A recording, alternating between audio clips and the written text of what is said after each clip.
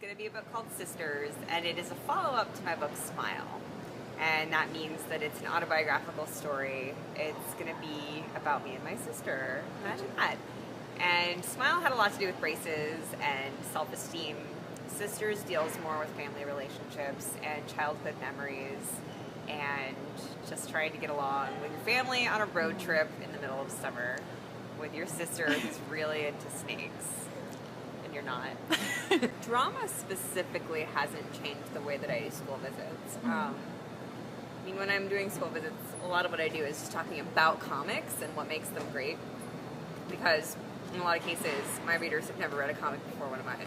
Wow. So I talk to them about graphic novels and how I got inspired to make them, and that goes back to reading comic strips as a kid, and then just kind of explaining my process and trying to break down how ideas come and how I get them out of my head and onto the page, and then the amount of time that it takes to create one.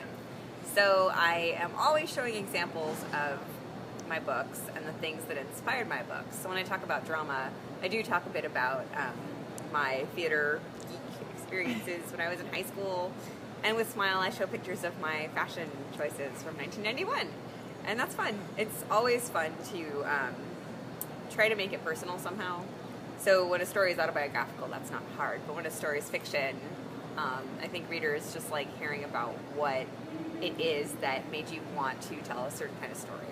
I always tell people that if I wasn't making comics, I probably would want to do something with performance or music, even though I'm not very extroverted. Like, I need a lot of time to myself, and I need to spend a lot of time kind of alone just to recharge my batteries. And so if you're doing performance, chances are you're spending a lot of time with people and then being on stage, connecting with an audience.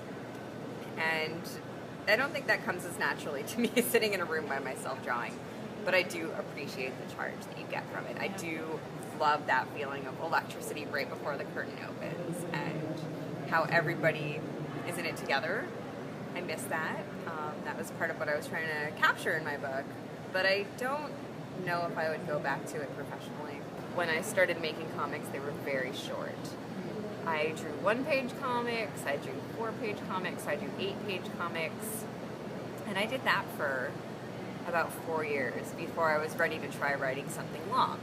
So I think there's a lot of power in short stories. There's something to be said for writing something small that still has a beginning, a middle, and an end, and something that just, gets across a mood or introduces you to a character or just gives you a feeling.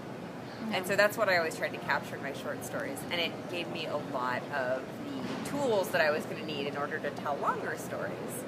So I think people should make short stories, and I think the best way to learn how to make comics is just to make them. I know that sometimes people are waiting for permission or waiting for the right moment or the right ideas to come to them, but if you wait, then all those months or weeks or years can go by before you've actually made something, and there's something to be said for just making something.